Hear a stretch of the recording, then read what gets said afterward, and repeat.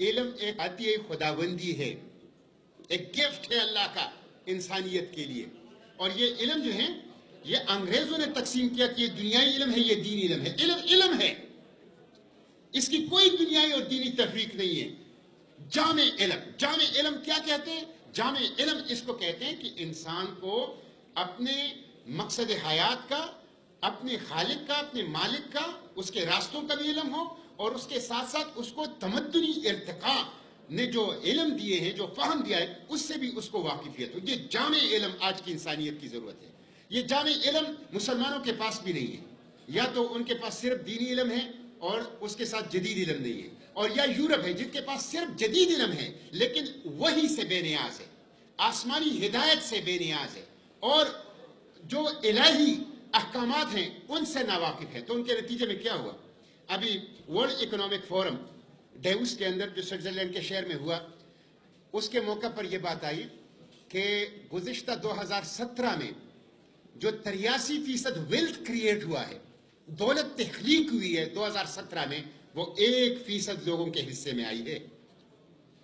1%، دنیا کی 83% دولت جو 2017 میں تخلیق ہوئی، وہ صرف 1% لوگوں کے حصے میں آئی، اور باقی دنیا غربت کے اندھیروں میں. یہ ابھی ورلڈ اکنامک فورم نے ہمیں یہ انفارمیشن دی کہ برطانیہ نے انسانی تاریخ میں پہلی مرتبہ منسٹری آف لونلینس، وزارت تنہائی قائم کی. وزارت تنہائی، اور وہ وزارت تنہائی اس لیے کہ 11 کروڑ برطانوی آبادی میں سے 1 کروڑ انسان تنہائی کے مرض کا شکار ہے.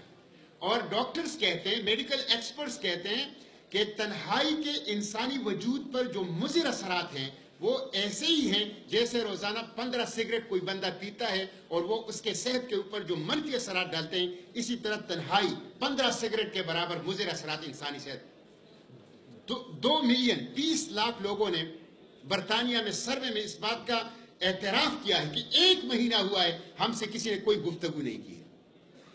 اس لیے پہلی مرتبہ منسٹری آف لونلینس، وزارت تنہائی قائم کی ہے کہ وہ سمجھتے ہیں کہ برطانوی شہریوں کے لیے جو سب سے بڑا تھریٹ ہے وہ کوئی مرض نہیں ہے، کوئی ڈیزیز نہیں ہے، کوئی بیماری نہیں ہے، وہ تنہائی. یہ تنہائی کیوں آئی ہے؟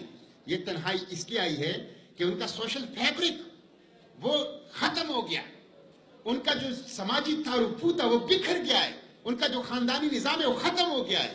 اور اس کے نتیجے میں ایک طرف سود ہے، دوسری طرف سماج کے اندر مختلف قسم کے سماجی مسائل جو ہیں وہ ابھر کر سامنے آئے ہیں. تو اس وقت انسانیت کو ایک جامع علم کی ضرورت ہے.